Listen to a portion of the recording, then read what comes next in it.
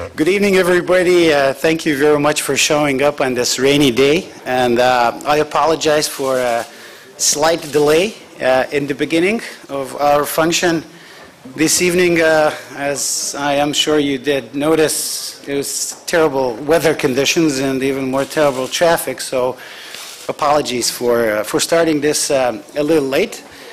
Welcome to yet another function of the Center for International Relations and Sustainable Development.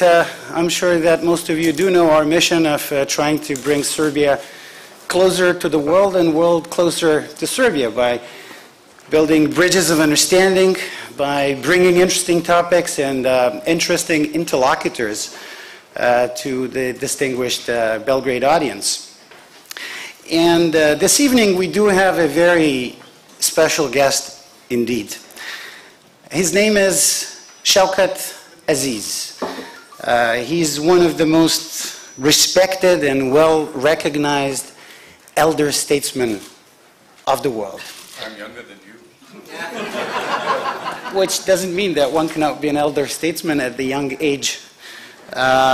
He's an enormously wise and knowledgeable man and a true gentleman. He had served in the highest offices in the world in both public and private sector. He was the chief executive of a nuclear power, and he was a boss of the largest financial institution in the world. After serving for some 30 years at Citibank in various positions, in various posts, and various countries, he was asked to become finance minister of his country, Pakistan. He served for about 5 years as finance minister, and he oversaw and led one of the greatest positive overhauls in economic history, bringing Pakistan from the brink of economic collapse to a position of, at the time, a very vibrant economy. In the year 2004, he led the campaign to become Prime Minister of Pakistan.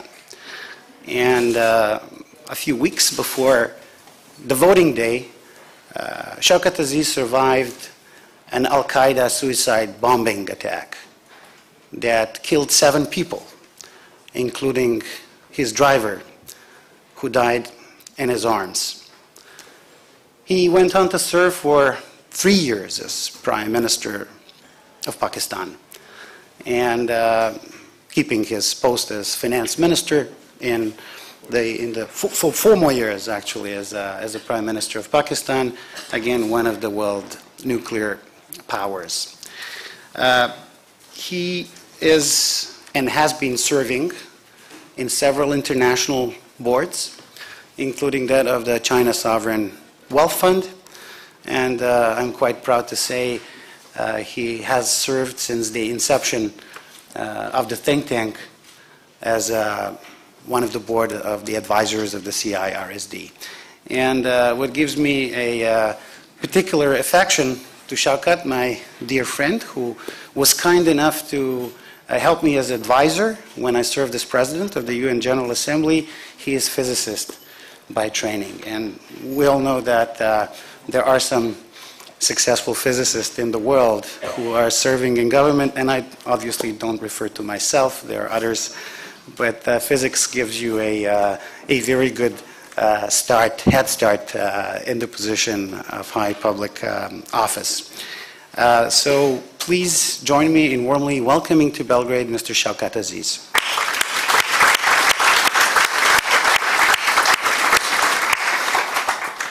The reason why we're here is that we are launching the latest issue of our think tank's journal, our quarterly journal of foreign affairs that is called Horizons. It's the 13th issue, and so far we've been privileged to publish exclusive pieces from several heads of state and government, dozens of ministers around the world, Nobel Prize winners, other leading world intellectuals. And the main topic of the latest issue of Horizons is probably one of the most consequential topics of our lifetime. And the relationship between two great powers, relationship between the United States and China. And it has never been easy when the world power number 2 starts getting very close to world power number 1. Recently, Graham Allison of Harvard University wrote a famous piece that steered a lot of discussion about the modern Thucydides trap. He very provocatively branded it the inevitable conflict. Now, is the conflict really inevitable? Is it something that we need to be aware of in terms of security issue of our times? Certainly economic ones. But I'm going to start off our debate by asking our friend Shaukat Aziz a question. Shaukat, do we live in a Cold War? And if not, are we going to live in our lifetime in a new Cold War? Do we live in a Cold War? Sorry. I don't think anybody has any doubt that there are different power centers in the world. Ladies and gentlemen, first of all, let me say that, how delighted I am to be here today. And I've been to Belgrade a few times, and every time I come, I enjoy my visits. Today I have to sing for my supper, which I will. And back to your question. We agreed when we were coming here that last thing we want to do is give prepared speeches. Many of you are tortured by them periodically. So the best thing is to have a Q&A session, and that's what we'll have today. So your question, or the one area you want me to comment on is Cold War. Do we live in a Cold War? The answer is yes and no. The world is huge. If you're talking about a Cold War between the giants of the world, there is enough evidence that there is an element of Cold War going on. It never ended. The degrees vary, and sometimes they are in love, sometimes they are upset with each other. But the fact is that when there is in the world a quest by countries to have control and influence and to drive their policies and their thinking forward, if everybody doesn't agree, you will find tension building.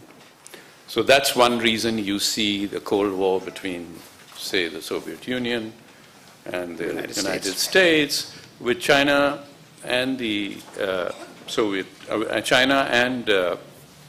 the United States. It is also it's what I would call a love-hate relationship.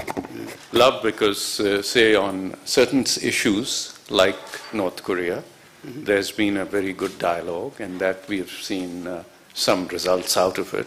It's still not over. So that's a positive development. On the other hand, there is tension on trade, there's tension on other things. So, and dealing with the United States in today's environment is different than it was when I was in government. When 9/11 happened, we were PNG, persona non grata almost, in Washington. When 9/11 happened, suddenly we were the flavor of the month, because we became the center of what was to be a major change and a major sort of change in scenery, a change in the diplomacy of that part of the world. So basically, countries deal with each other not necessarily on principles, but on needs. And this was a classic case. Suddenly, we were the flavor of the month. All of us were invited to Washington. I went with our president to see the people in Washington, and it was the best welcome we could get. We could do no wrong, etc., because we were needed for the world to have peace with vis-a-vis Afghanistan, the Taliban, and all that. And we can talk about that if you want in further detail. So, institutionalized Cold War happens, and we see that today also, when the ideology is so different that it will never meet on one platform. So that's what you see between, say, the Soviet Union and the United States. The Chinese one wouldn't start like that. You know, initially they said, China, okay, they'll produce cheaper goods and we'll get T-shirts which are better. Hillary Clinton said that you don't get angry with your banker. Sorry? Hillary Clinton used to say you don't get rough with your banker. Yeah, you don't get rough. I've been a banker, but the times have been rough with me. So the point is, US was not the banker to the world. Do not confuse diplomatic influence with financial power. It has power, but the state of United States has many challenges too. They have deficits, they have all these, I don't want to get too technical in a crowd, in a group, sorry, which knows everything anyway. But, so you can't compare the two that way. I think whenever you mentioned the Thucydides trap, Thucydides was a Greek Yes, of course. philosopher, scientist, not scientist, thinker. Thinker. And today what we see is the manifestation of what he said a long time ago, that when new powers emerge in the world, what is the Thucydides trap? The Thucydides trap is when the status quo of the world in terms of geopolitics is changing. So suddenly there's a new power called China. It's not new in terms of country, but they are exerting influence, they are expanding, etc. And I can tell you, one of the most loyal and dependable friends we've had in my 8 years in government, China would fit the bill more than any other country in the world in terms of the P5. So we have closer relations with many other countries too, of course. But I'm talking about the P5. China stands out as a dependable friend for Pakistan. The United States also was that, but then their priorities shifted. It's the right of any country to shift their priorities should it deem necessary. So you can't say that having a good relationship is a franchise which everybody gets. It could be good, bad, and then disappear that way. So the Cold War is there to some extent. It's not a war, but it's a battle for influence.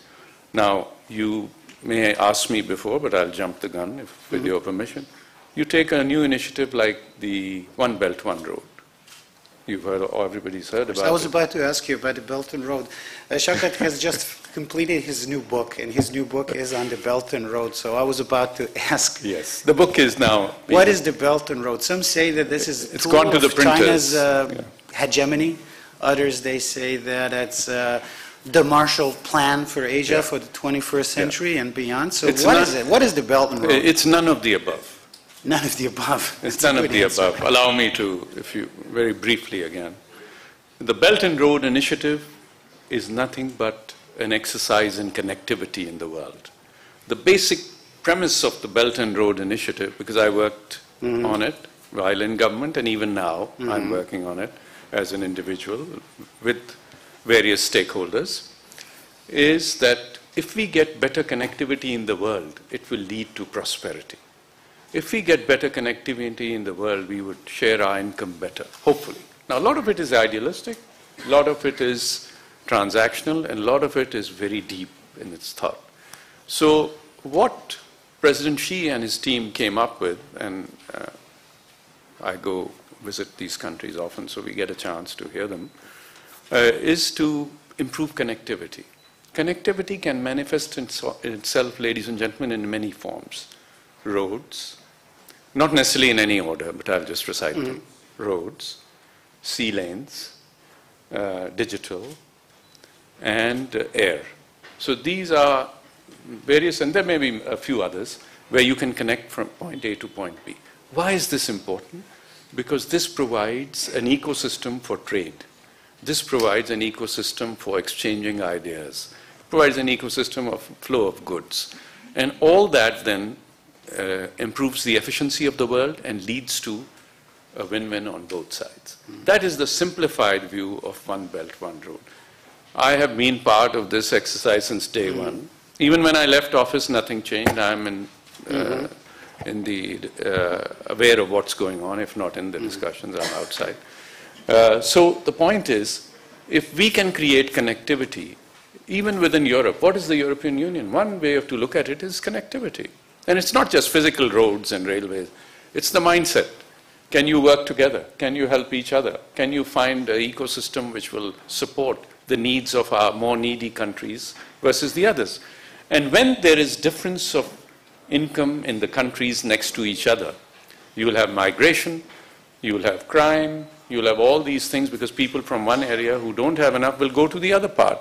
And no matter what walls you build, you can't stop it. So that's obviously... So that's really the concept, is to give you an opportunity to improve your economy by finding new markets, by more access to markets. And if you can do that effectively, not all countries will be able to, then you benefit because that export of goods and services will bring more equity into the country. So let me lastly say that it's not just goods. Even if a country opens up its borders for our labor to work there, you look at how much money we get from the Middle East, Pakistan, millions and billions of dollars every year, even today, because they have provided connectivity to our labor. They say, okay, if you have these qualities, you get a job now. Because we are expanding, we are growing our infrastructure, we need people. Not permanent residents, not migration, but strictly transactional labor. So there are a lot of forms of this. So let me ask you a question. This is obviously a bright side to this, and creating connections and making bridges, proverbial and real bridges, is, I mean, why bridges are good is obvious. So why do you think that some countries, let's say the United States, are so vehemently opposed to it, and they're not even hiding their displeasure with the Belt and Road concept? Okay. I've had this discussion with friends in the United States. As you know, I sit on a few boards there of some of these think tanks.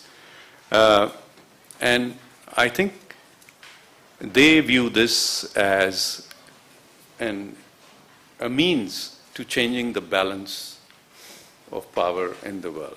Changing, that doesn't mean, say, the United States will lose its influence, not at all.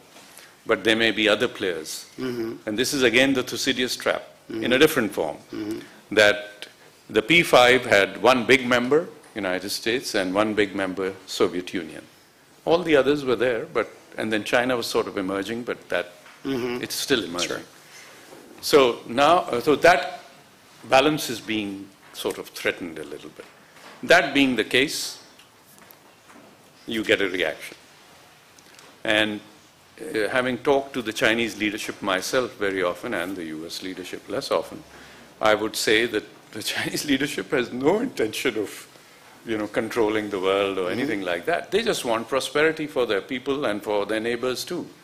So it's as simple as that. But you mentioned that digital is, for example, a very important dimension of connectivity. And of course, everything is getting digital, and we're talking about the fourth industrial revolution, and it becomes increasingly obvious that the key niche of how quickly or how efficiently one can build prosperity in the world is going to be in the high-tech domain.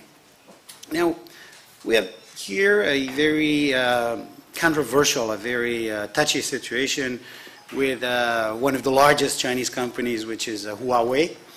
And we all know that the vast parts of the world are now getting into the modernization. They're rolling out the new technology, the 5G technology, and the United States have come up with this view that somehow security is going to be challenged in the countries that lay out Chinese technology for 5G, in a sense of this opening the door to China of this sort or that sort. So I was recently in Singapore, and I talked to their leadership.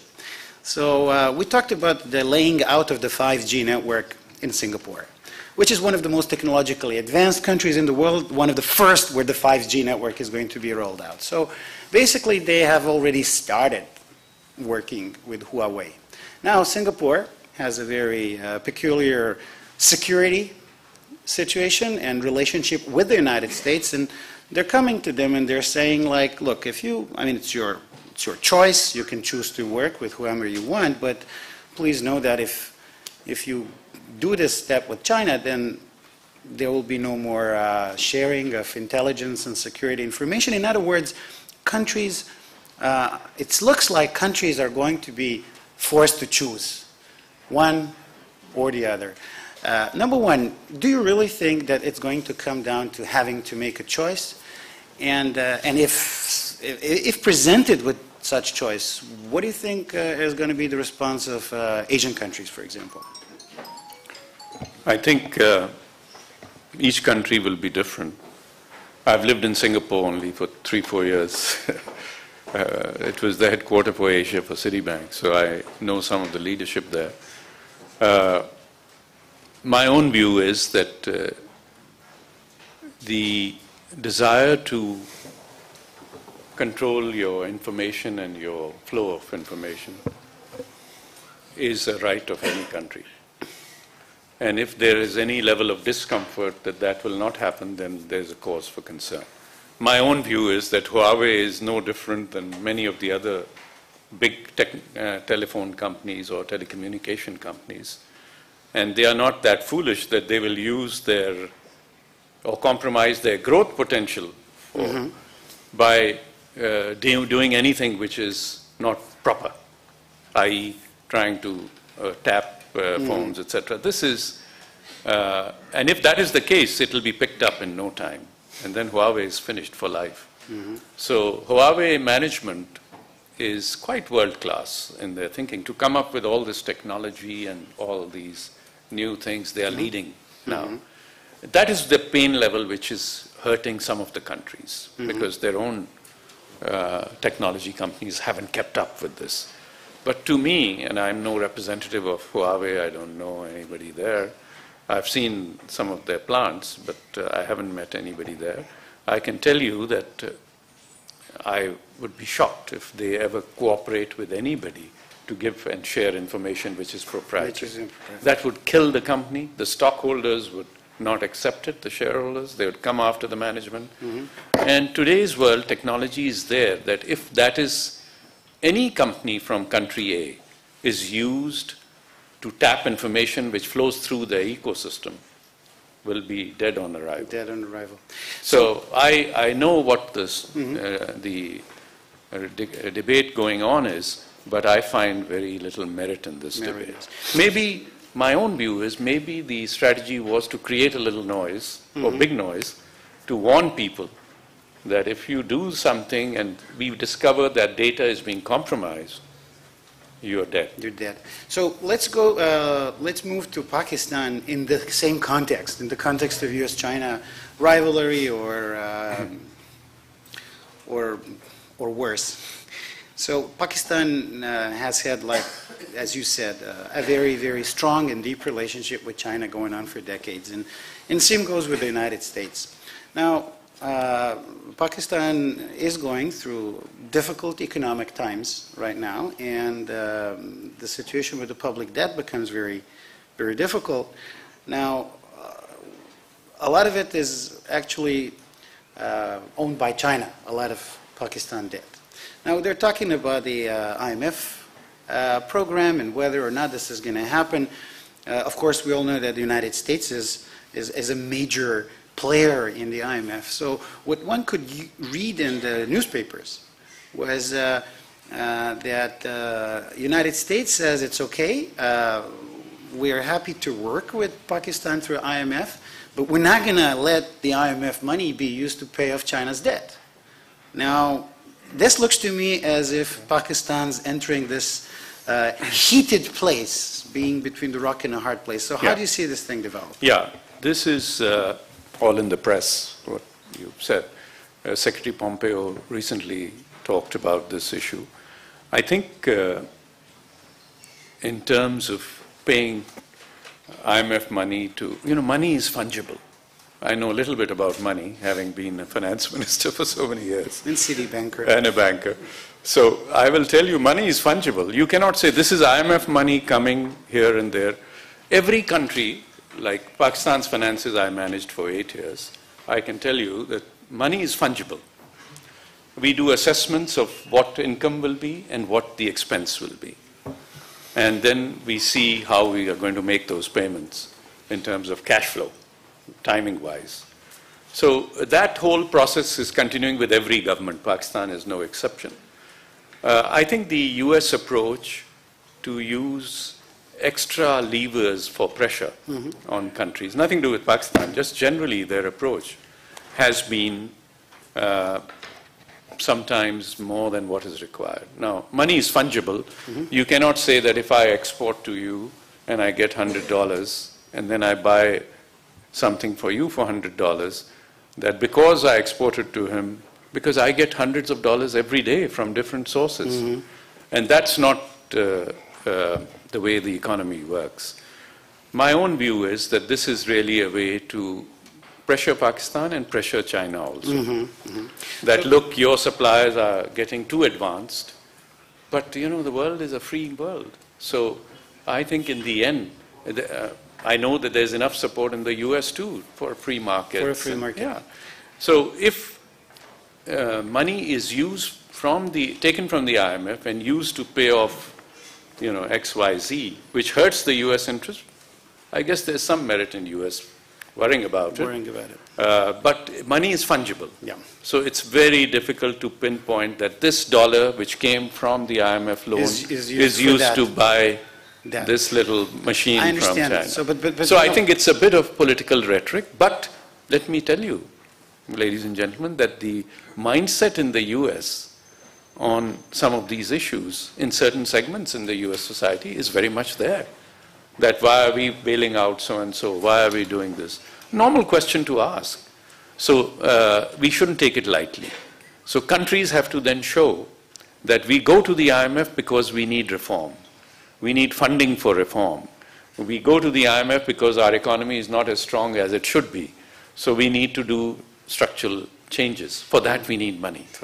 And that case has to be made, and will be made, I'm sure, by our government. But you know, pressuring Pakistan is not the same as pressuring some other country, because Pakistan is a nuclear power, is a key player in not just regional security but beyond.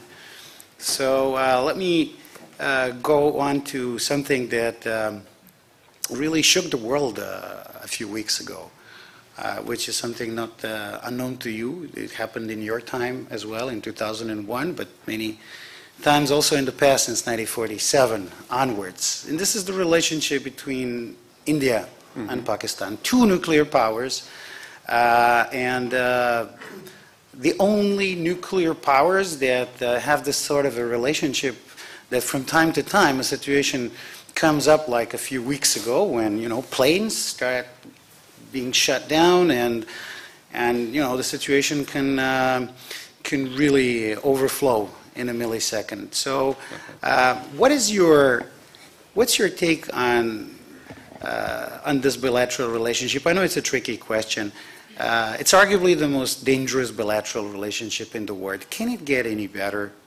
Is there a solution for not just Kashmir, but is there a solution for a stable India-Pakistan relationship? Allow me to say one sentence on Pakistan-US, just one sentence, and then I get to this. Sure. To show you complexity of relationship between countries. We were, when 9/11 happened, the most sanctioned ally of the United States already. And then we became the most favored ally. Favored ally of the United States. Same time, one part of the US relationship was sanctioned, the other part was allied. So what this means, why did I say that? That depending on timing and what the issues are and what the changes are, these things do happen. And that is what you will see often. Now, what was your... It was the question about India and Pakistan. I know it's a much trickier question. India and Pakistan, of course, very unfortunate what happened. As you know, the Indian elections soon cycle is coming. So this is just conjecture now. I cannot base this on facts. I mean, I read the Indian press, I read our press, of course. So the leadership probably decided to have a little excitement on the border, which would help the ruling party, current ruling party, be re-elected. So what was that? They decided, I can only reflect on press reports because I don't know what their inner thinking was. They violated our airspace. There was a lot of verbal exchanges to raise the temperature. We'll do this, you do this. So I think I was not in government now, but if I were in government, I would immediately know that there's a signal of some sort. The temperature is being raised in India to come and do something with Pakistan. So our armed forces were on the alert, and they violated our airspace, came in, and had plans to bomb certain parts of the country. Now this, under any law, regulation, whatever, common sense, doesn't happen. You don't cross a sovereign border like this and start bombing. You can, there may be slight justification of reconnaissance type stuff, that too, you don't have to fly into the other countries. So they came with, and they have a huge arsenal. Over the years, they've built a much heavier air force than we have.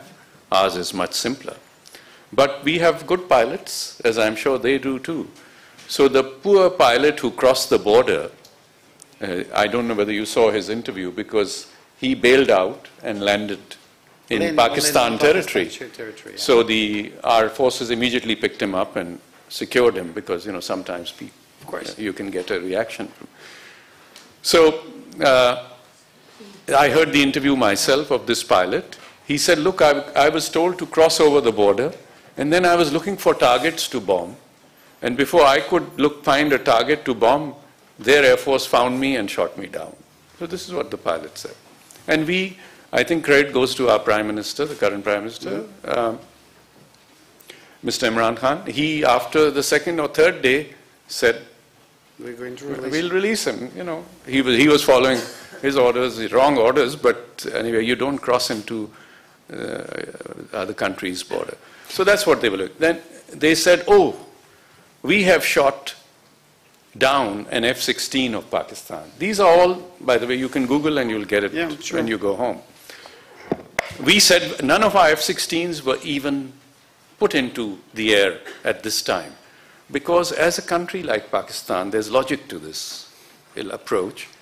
I mean, if they come with a heavy attack of nuclear weapons or some other things, we will obviously come out with all our strength.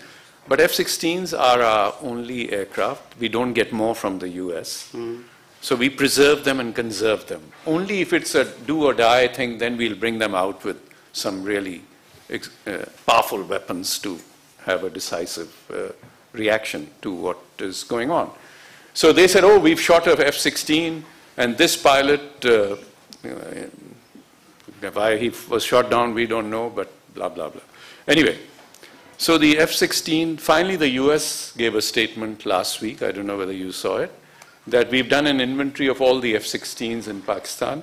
All of them are there and flying. There and flying. So this is public record, you can Google it. Was this a dangerous situation to the point that could have escalated to something worse? That's what I was coming to. That, first of all, it must be clear in everybody's mind that we were provoked. We didn't go and cross the border. We respect each other's borders. They came in on the guise that we are chasing terrorists. Then they went and bombed a place near Ahmedabad. And they said, we have killed so many terrorists. And so we got independent people to come, and we took them from various embassies in Islamabad to this place to show that they did shoot down, some huts were burnt and all that, but there was no dead body, nothing, no casualties at all. So I think they were, my own view is that Mr. Modi was trying to address the concerns of some of his constituents back home. Election is coming, the party has to win, the opposition is getting stronger. But I'm not an expert on domestic politics in India, but I can sort of read between was it really at any point near going to the next stage? It could have gone, I can't say. You cannot say no, you cannot say yes. Because both are nuclear-armed countries. Yes, and the whole raison d'etre of a nuclear program is not to use those weapons, but to prevent people from provoking. So you think that... So I could argue here that it is because of the DNA of the people on both sides, and you have that as a guarantee of peace. Guarantee of peace. So you think that basically nuclear arsenal Because I will India tell you one and thing, Pakistan is a good thing for regional peace? We didn't start with this nuclear program. One day, you know the history of this program, ladies and gentlemen. One day we got up in the morning and there was a big mushroom cloud on our border. And we said, what the hell is going on? I mean, a mushroom cloud is a mushroom. The atomic mushroom Yeah, cloud, of course. It wasn't a small mushroom. It was... So we said, oh my God, what the hell is going on? And this is 200% researched, and you can check the veracity of this. And we said, oh my God, this place is turning nuclear now, suddenly. So we, knowing the relationship, knowing the tension, so we said we will eat grass, but we will have a nuclear program. Believe me, that's what... I was not in government, this is way before. But I studied all this as a Pakistani. So basically... So that's how, that triggered our nuclear program. Pakistan would not have gone this way if India had not... Indira Gandhi was the Prime Minister. So you basically had no choice? No choice. The choice was to develop... Otherwise you'd be like a football.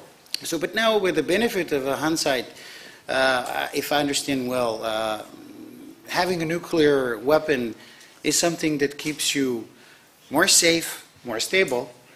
And now the logical question is, because everybody's talking about the nuclear contagion in the Middle East and whether this can happen or not, do you think, would you go ahead and recommend to, say, Saudi Arabia, look guys, it's really fishy what is happening with Iran, and if they acquire nuclear weapons, you got to go and acquire them too? Look, I'm not here to advise or decide policy for any other country. I can speak for my country. My country had no option but to do this, because the hostility of relationship between India and Pakistan is at a degree which doesn't exist in the countries you have talked about, first of all. We believe that eventually the world has to come to grips with, how nuclear weapons are developed and why they are developed, and look at the root causes so that we can address them in time. Nuclear responsibility, having been in government for 8 years and been involved deeply in the nuclear issues and financing required, etc., etc., I can tell you that for Pakistan there was no choice. Yeah. You don't want your nation of several 100 million people to live as a third-class citizen, be bullied every day. And how about India is a big power. And how about we want to live in peace with them, by the way. How about South Korea then? South Koreans, they do live next to a nuclear neighbor. The relations are, of course, different between North Korea and South Korea than India and Pakistan, but they cannot be called really friendly. So, would they be recommended to, do the same? I'm not a North Korean expert, but I would tell you my view. North Korea's nuclear program is there to protect the regime as a quid pro quo for other things. In our case, it has nothing to do with protecting the regime. It is to ensure peace. Because if the balance between India and Pakistan goes very tilted and skewed, you could have some serious reaction coming. The North Korean situation is one country divided, one ruler with some basic mechanism to keep himself in power. There's no such thing. Governments come and go in Pakistan all the time. The nuclear program is not even mentioned as a campaign issue or nothing. It is there to prevent us being kicked around by a neighbor who is much more powerful, and no nation worth its salt will allow itself to be pushed around. Yeah. So this is a guarantee. We don't want to, even in the reaction to all this latest skirmish you talked about, we were cool. We did not threaten anybody. We said, look, we caught your guy. He said, here's his interview. We played it on the 9 o'clock news, But obviously, and the truth was out. But obviously, when it comes to such big issues, including the use of force and lethal force and so on and so forth, leadership is crucial in such situation. How you react under pressure, when do you go first, when do you decide when to reconcile. And this is a question that I asked a lot of your predecessors here as a guest of the CIRSD. Do you believe that the current world is suffering from a lack of leadership? Would you count this as one of the weaknesses of the contemporary era? Yeah, generically, without targeting one area or one part of the world, it is my humble view that we do have a leadership issue in the world. Leadership is in short supply. However, having said that, I'll hasten to add that the complexity of issues now in the world are also have increased in complexity. Thirdly, bodies in the world which are meant to create peace and harmony, say the United Nations, and I must say here that I was more involved than the average person in UN affairs while in office, because Secretary General Kofi Annan, then the Secretary General, set up a commission of 6 people to look at the UN, and he selected 6 serving prime ministers. I was privileged to be one of them. And we worked for days and hours to try to come up with various scenarios to make the UN role effective in a war prevention mode and all that. So I think those reports are somewhere in the archives of the. You remember you were. I read them carefully when I was running for office. And he said these 8 people were selected, who have to be serving prime ministers, not retired or anything. So we were all pulled from our jobs, and we used to travel every month to New York to do this. Anyway, those reports are available with the Secretary General's office. And But do you think that that was the era when you had stronger leadership in the world in comparison to the leadership today? Well, it's all relative. You know, what is stronger and what is weaker depends on what the mood in the world is. And the same person can be very strong if the winds are in their favor, and can appear some flimsy if winds are not in. Very difficult to sort of discern. Yeah. However, we must know that there are the permanent members of the Security Council, and there really 2 matter, no disrespect to the other countries. United States and Russia, and now China are coming to 3. The others have a role, but Europe has its own challenges, and their own sort of in the European sort of sphere. They have serious issues of what EU is, what Europe is, how it will go, how it will not go. I don't want to get into that, but to say that the world needs to resolve this Europe issue. Europe is a very important part of the world.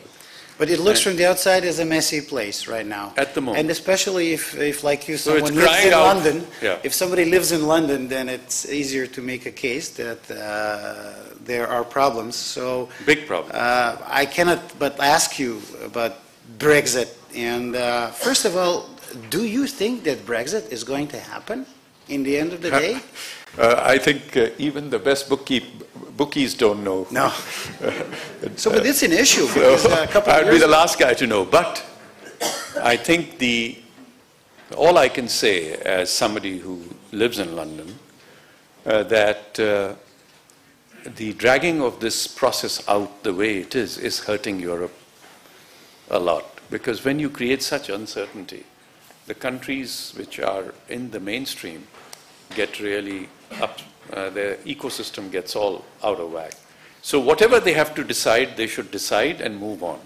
Well, this seems to be quite opposite as to what is currently happening. They're just that's kicking why I down think the road. it's cause for concern. And what about, I mean...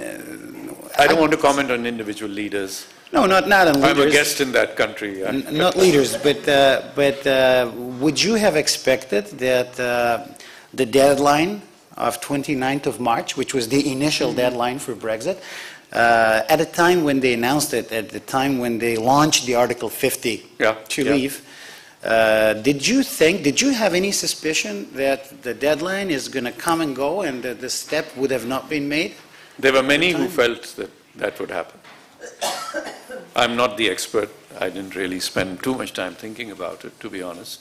I have many other parts of the world to But having talked to our friends in Brussels, once or twice a year I go there, and we meet with people in the Commission and all that, just for my own, I go just for my own education. But I wouldn't consider myself an expert on that. I think my own view is that Brexit, the way it has gone, has hurt Britain. It may hurt the other members too. So whatever they have to do, I mean, they must decide quickly. Having said that, I'm not in the chair sitting there. Yeah, if you are in the chair, there are many considerations. I get it. It's very complex. All right, so the last question that I'm going to ask you before letting the audience a chance to ask a couple of questions, one or two questions, is my favorite thing that I ask everybody who come to Belgrade. Who, in your opinion, because you know everybody in the world, there is no world leader. There's no world leader that is more than 1 degree of separation away from Shaukat. So, who, in your opinion, of today, and I know it's a relative category, but if you had to say one or maybe two names, who is the strongest leader in the world? Oh my God! This is a very tough question. I know, and the best comes last. No, I don't think I will answer that. I will say that who are some of the people. Some of the people, all right. You, for the audience sake, you told me today that you'll ask me. Yes, I gave you that. So I have to be honest with everybody. Should I find I wrote some notes to myself. No. You don't have to answer. No, I will answer. I'm not afraid of answering, but as you can see, I wrote in the car coming here. Because usually when I write something, I can't read my own writing, especially if it's in a car. Yeah. I think you asked me in the car, who are the leaders you respect? Who you respect most today in the world. And I added to your question that it must be people I've met, because if I've just read some news story, it's not the same. It's not the same guy. So I mentioned two people, ladies and gentlemen, President Xi of China and Lee Kuan Yew of Singapore. Wow. In my life, having lived in 10 countries and visited about, God knows what the count is. Probably 100 plus. Yeah, a lot.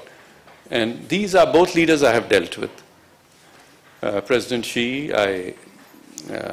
he came to office when I had left office, but he was kind enough to give me time, and we got an opportunity collectively with other people and sometimes individually to see him. I find him very driven, clear objectives, and really trying to spread the message of peace and harmony and collective growth. Everything is collective. LKY, Lee Kuan Yew, I lived in Singapore, so I had the privilege of seeing him more than some of the other leaders, was an exceptional leader in my case. Hands-on. You could discuss finance and economy issues, he would be on top. You could discuss social issues, he would be on top. He had a view on everything and unprepared totally. Session like this, you could ask him anything about anything and he would give you coherent answers. And Singapore, while a city-state, still did, they have a brand in the world much more than the size of the country. President Xi's, of course, the brand is also very important in the world, but the country has, it's a global player. Singapore is a local player, a regional player. So these are two. Well, thank you very much, Shaukat, for this. And now I'm going to let the audience ask two questions because we have a second panel this evening that will get us dive into the Balkans. So, who wants to ask a question? Over there, please. They should identify themselves. And please identify yourself. Well, good evening. My name is Stefan Vladisaljev. I am from Belgrade Fund for Political Excellence, NGO organization here from Belgrade, one of the organizers of Belgrade Security Forum also. I would like to touch upon the topic of Belt and Road Initiative for just a little bit, because when you are doing some research and when you are listening to the discussions regarding Belt and Road, there is a certain tone coming especially from the countries that are maybe not involved in the Belt and Road at the moment. Well, while most of the countries feel consequences that are mostly positive, and there are some connectivity and some prosperity going on, one can discuss that there are also some bad consequences coming with involvement in doing business with China. We had cases of Djibouti, and we had case of Sri Lanka giving ports to the China. So on one side, there are a lot of good consequences coming to countries involved, but what are your comments regarding some of the bad ones? Yes, I haven't studied the Djibouti situation, but on Sri Lanka I did some research on the web which was available. You know, when you sign an agreement with another sovereign country, or with anybody for that matter, my advice to all the countries is please understand what the hell you're signing. And what happened in Sri Lanka is I don't think the government fully appreciated all the nuances of what they had signed. Having said that, when things got a bit rough and the political situation changed in the country, the government incumbent there was people in the opposition used some of the deals they had done to put them under pressure. So the deal cratered, and at the end of the day, remember one thing, no country from outside the country can come and take away your port physically. Whatever is built and done is a national asset of that country. I don't care who owns it, but the actual physical port cannot be taken out and say, let's go. So perhaps the gap there was that the Sri Lankans did not use all the expertise which could be. They should have had a good financial advisor telling them this is what you're doing, this is what these covenants mean.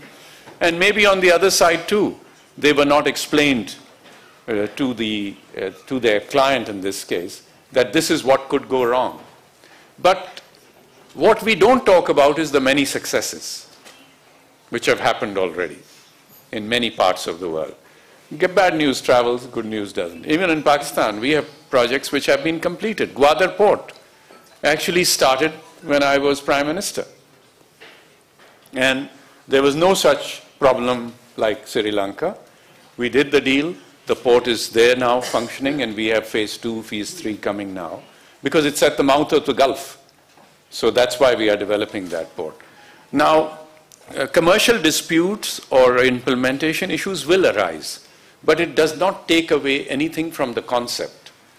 Is there a policy by country A or any country to really do what is not required or which is not? So the answer in my mind is no. What went wrong is Sri Lanka should have hired a very good professional firm, a banker or something, to negotiate these deals. And the format of the agreement I have read myself. So it was an issue of understanding and then misunderstanding, as the case may be. Thank you. So I think the lesson here is know your facts, get the best advisors, lawyers, bankers, etc., to tell you what you are getting into. And not every government has the luck or the opportunity to have world-class people sitting in these places. So that doesn't mean you shouldn't do it, but get the right advice. And if you try to shortcut that, you will have situations like this. I think both sides have learned, and some sides have learned much more than the other, but the fact is that if a port is built properly, the other things can be worked out. The key is to get revenue into the port, i.e. goods and services, so that you create more linkages with the rest of the world. And Colombo is very well located because it's right at the tip of the Indian subcontinent. Thank you. Thank you very much, Shaukat. I'm going to let one more question. I have this. Thank you.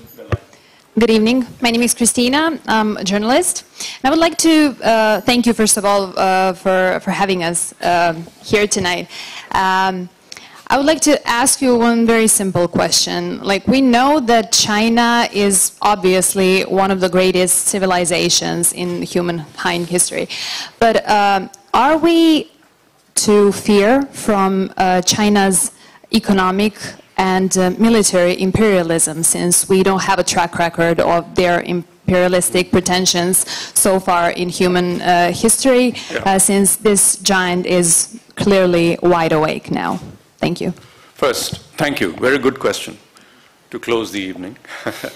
Let me say, first of all, any country, your country, which country are you from? Sorry? Which country? We're all from you're here. Okay, sorry, I didn't know. Every country, when they enter the global field, i.e. dealing with global issues and global initiatives and being part of it, must have, first of all, invest in its own people to have the expertise for dealing with these issues. The old crutch mentality, giving a, I've come from Pakistan, small country. Really in expertise, sometimes I felt as a banker visiting my country. This is before I joined the government. I said, oh my God, these guys don't know what this clause is or what this... And we were, because I operated at the global level, I told them, look, you are signing this, do you know what this means? It's not that the other side is being evil. The country hasn't moved up the curve. That's what I was trying to say for Sri Lanka, country I love. But the Chinese imperialism... Yes, I'm coming to that. There is, I don't know what you mean by imperial. We Pakistan, are one of the closest friends of China.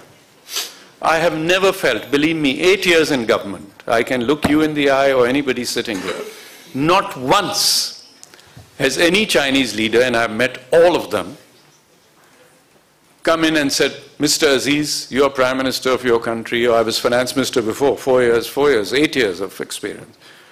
We believe you should do this because we want it. Believe me, not once that happened. Now, in some other countries, I won't name, they said, well, we have our laws, we have our Congress, we have this, that. You got to agree on these things, otherwise we can't help you. And we'll block you with the World Bank if you don't behave. So they also explained why, and we understood. So, these things, again, back to this. If you are a small country trying to play with the biggest team in the world, please be ready, at least in knowledge, if not physical strength. So you understand where these people are coming from.